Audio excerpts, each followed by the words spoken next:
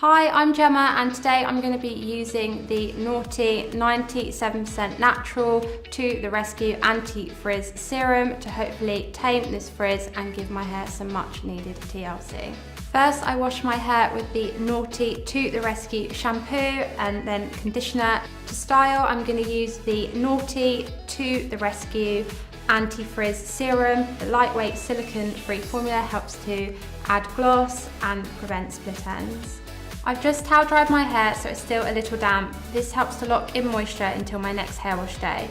To apply the serum, place a pea-sized amount of the product into the palm of one hand and then rub your palms together to spread the serum evenly. Next, apply the Noughty Hair Care to the Rescue Serum. Start at the mid-lengths and work your way down, evenly distributing onto the hair, really focusing on the ends.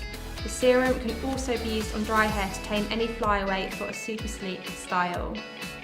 The serum provides heat protection up to 220 degrees.